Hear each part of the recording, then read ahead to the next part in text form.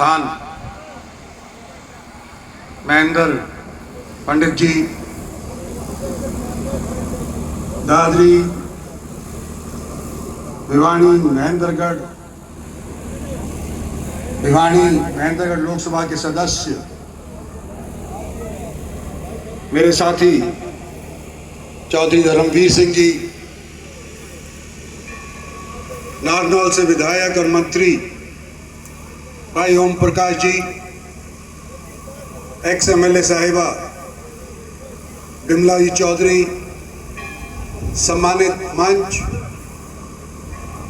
आज समस्तपुर गांव के अंदर इलाके की आई हुई सरदारी, सम्मानित बुजुर्गों, माताओं, बहनों, नौजवानों और दोस्तों, आज इलेक्शनों के दौरान हम यहां पर नहीं आए। इलेक्शनों के दौरान तो इलेक्शनों की बात होती है, और यहां पर इलेक्शनों के उपरांत कई बार यहां के साथीगणों ने, सरपंचों ने, नंबरदारों ने, मौजीजान ने मुझे आमंत्रित किया कि एक बार आप आओ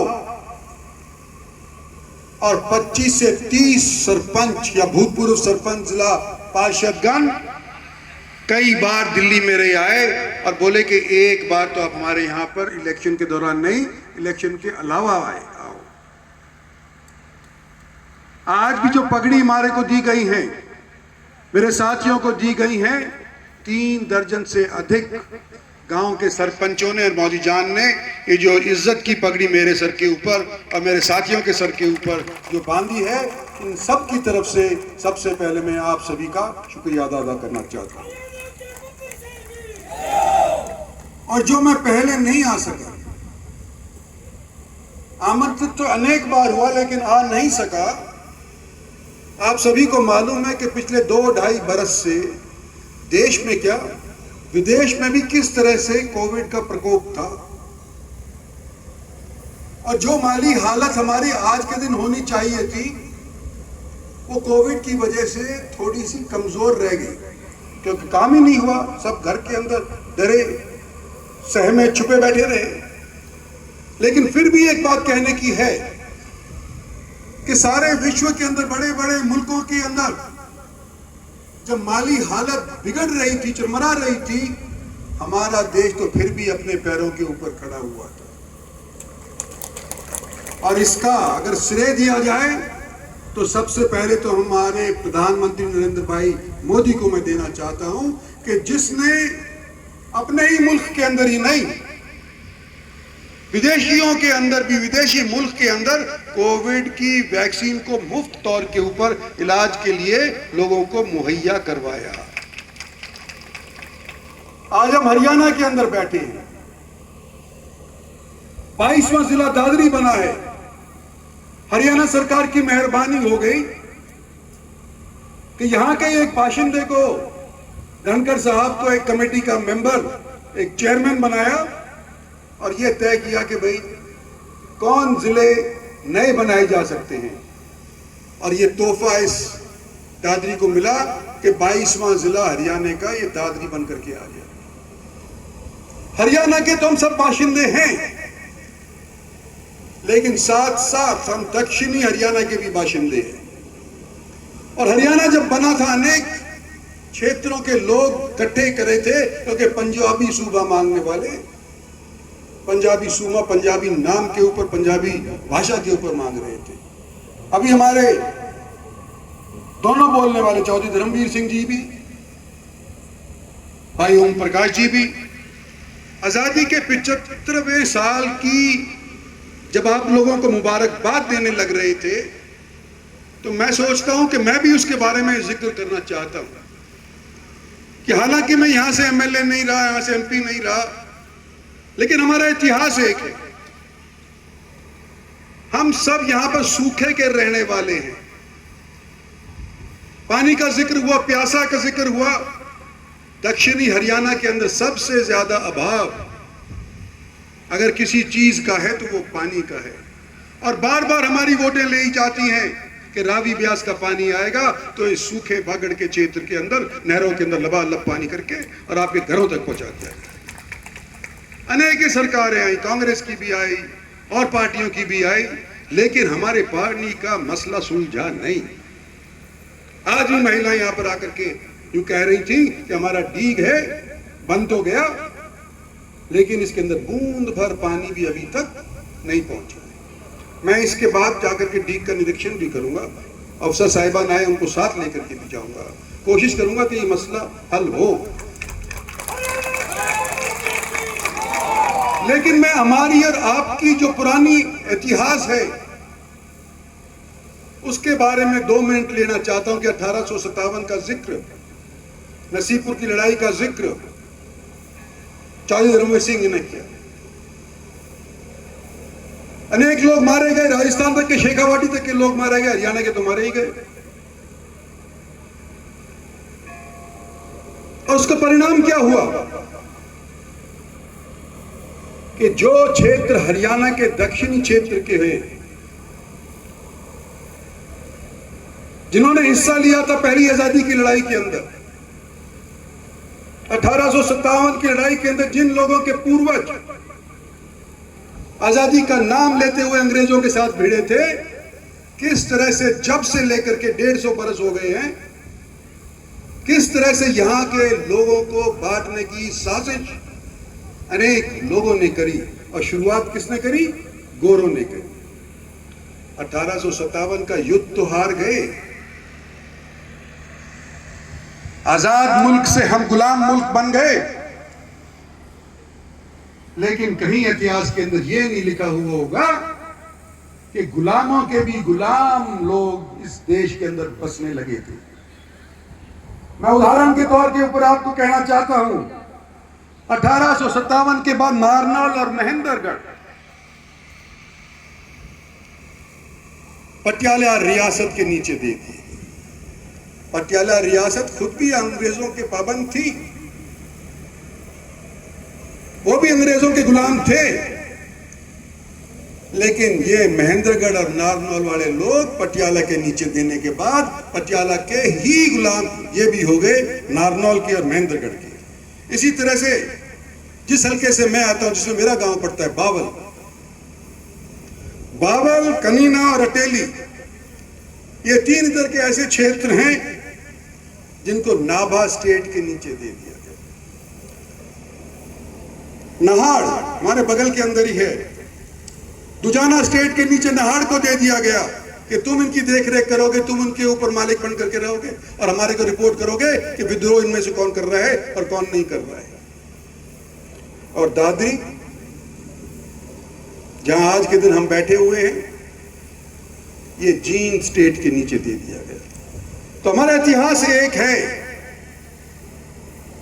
हमारे पूर्वजों ने लड़ाई लड़ी, सारा हिंदुस्तान जानता है, सारा हरियाणा जानता है, लेकिन हमारा उनके और बीच के अंदर हमारे बीच में अंतर यह है कि वो तो केवल गुलाम थे और ये जो मैंने गिनवाए यहाँ क्षेत्र के लोग, दक्षिणी हरियाणा के लोग, गुलामों के भी गुलाम थे।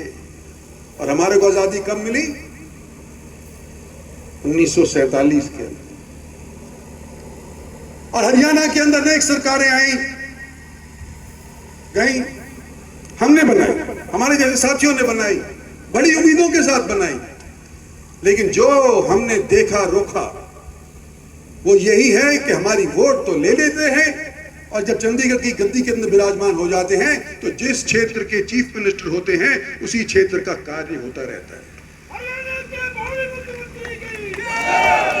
हमें तो मुख्यमंत्री से कोई कुछ किसी को लेना देना नहीं है, जो आम जन की रोजाना की जरूरतें हैं वो मुहैया होनी चाहिए। और मैं आज आपको यूं कहता हूं कि मैं चीफ मिनिस्टर बनना चाहता हूं, गलत। धर्मवीर चीफ मिनिस्टर बनना चाहते हैं, गलत। किसी को चीफ मिनिस्टर कोई बनना चाहता है उसके वास्ते वोट मत दो, आप लोगों को वोट यूं दो कि बेखौफ आपकी आवाज उठाने वाला कोई है तो उसके लिए आप अपनी वोट दो।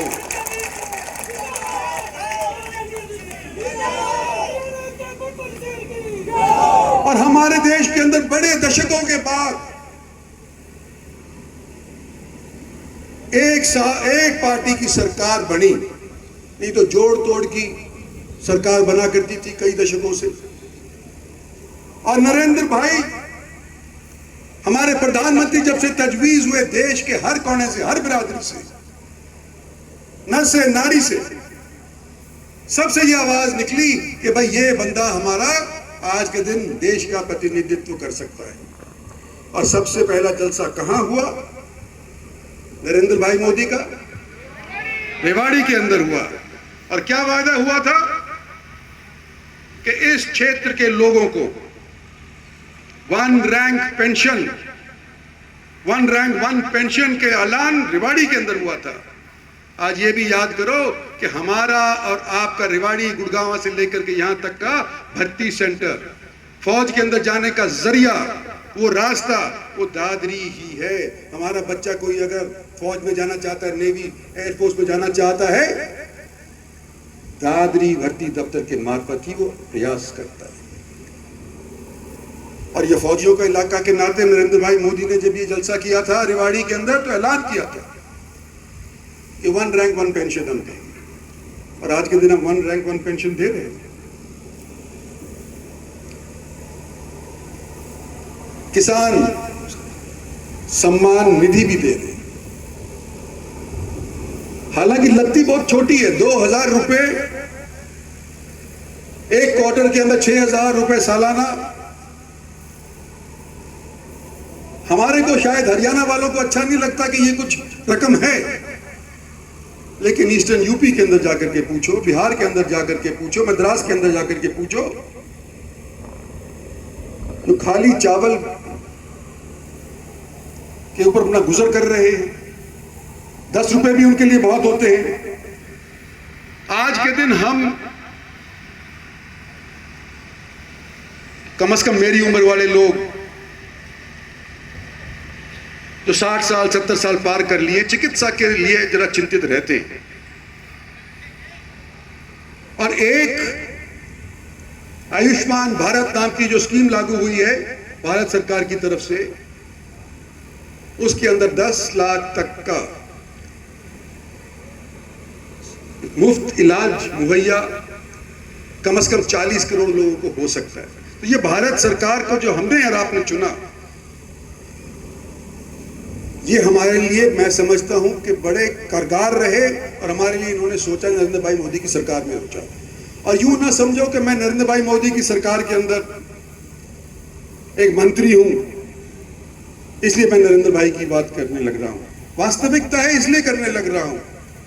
और जो आज से हम सुनते आए हैं कि कश्मीर में कोई गया हो, कोई फौजी के तौर पर ही बेशक गया हो, सीआरपीएफ का गया हो, जवान किसी और फोर्स का गया हो, पैरामिलिट्री का गया हो, पेटी की नौकरी करने वाला कोई भी जब कश्मीर जाया करता था आज से पहले, तो यूं कहा करते तो तुम अपने देश वापस कब जाओगे।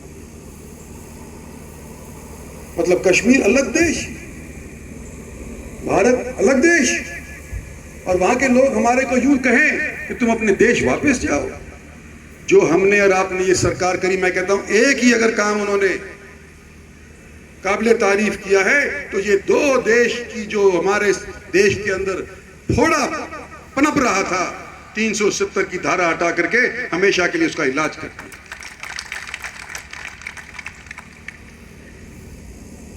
मैं आज लंबा चौड़ा राजनीतिक भाषण नहीं देना चाहता, लेकिन यह जरूर कहना चाहता हूं समाप्त होने से पहले, अपनी बात खत्म करने से पहले, कि आपने बड़े प्यार से मेरे को बुलाया है। हमारा और आपका इतिहास एक रहा है, आज से नहीं 150 बरस से पहले से हमारा इतिहास एक रहा है। आने वाले समय के अंदर अगर हम एक नहीं रहे तो जो इस तरह से गोरों ने हमारे को बांट करके रखा था और हमारा विभाजन कर दिया था और हमारा शोषण किया था, इसी तौर के ऊपर हमारा भी शोषण होता रहेगा। अगर आप लोगों को पानी चाहिए, अगर आप लोगों को नौकरी चाहिए, और सबसे ज्यादा तो मैं यूं कहता हूं, अगर आप लोगों को मान और सम्मान और इज्जत चाहिए, तो राजनीतिक तौर के ऊपर जब तक हम संगठित नहीं होंगे तब तक हमारी पूंछ किसी भी सरकार के अंदर नहीं होगी। आज हमारी सरकार के अंदर पूंछ यूं हो रही है कि इस दक्षिणी हरियाणा के लोगों ने हरियाणा की सरकार आज के दिन चंडीगढ़ के अंदर बिठाई हुई है। जो हम कहते हैं उसके बाद सुनाई होती है, लेकिन अगर हमारे को कोई बांटने के अंदर सक्षम हो गया तो हमारी आवाज जो आज के दिन बुलंद हो सकती है, होती रही है, उसके अंदर कमजोरी आ गई है, आ जाती है। इसलिए मेरा आपसे निवेदन है बुजुर्गों से खास तौर के ऊपर कि बच्चों को सिखाओ कि हमारा इतिहास क्या था, और सबसे पहले आजादी की लड़ाई हमने पहले शुरुआत करी थी, हक के लिए हमने अपना झंडा बुलंद किया था। तो आज भी दी प्रजातंत्र के अंदर ये तलवार की लड़ाई नहीं, गोली बंदूक की तलवार नहीं, लड़ाई नहीं। आज राज राजा कोई बनता है तो मां के कोख से नहीं बनता, मत की पेटी से बनता है। और जब तक उस तौर के ऊपर हम चाँद को नहीं पहचानेंगे, खासतौर पर हमारी नौजवान पीढ़ी आने वाले समय के अंदर हमारी आने वाली नस्लें और भी शोषित करती जाएंगी। इसलिए मैं आपसे निवेदन करना चाहता हूं कि हमने और आपने मिलकर के सरकार बनाई, नरेंद्र भाई मोदी को बनाया, संगठित रहे। हरियाणा में 2 बार बीजेपी का कोई नाम आज से 10 साल पहले लेनिया नहीं था। 4-5 एमएलए ज्यादा से ज्यादा हुआ करते थे, लेकिन जिस दिन से नरेंद्र भाई मोदी को देश के लोगों ने चुना है, हरियाणा के अंदर भी दूसरी बार सरकार भारतीय जनता पार्टी की बनी है। आज उसी टीम का एक सदस्य होने के नाते, आपके क्षेत्र से बाय बर्थ होने के नाते, आपके दुख तकलीफ समझने के नाते, आज के अजीज, आपके अजीज के तौर के आपसे यूं निवेदन करता हूं कि मैं आज यहां पे आया हूं तो यह उम्मीद लेकर के आया हूं कि जिस तरह से आज तक पिछले 10 साल के अंदर, 8 साल के अंदर आप संगठित रहे थे, आने वाले टाइम के अंदर आप इसी तरह से संगठित रहोगे और आपका प्यार मुझे और मेरी पार्टी और मेरे साथियों को मिलता रहेगा। धन्यवाद और जय हिंद।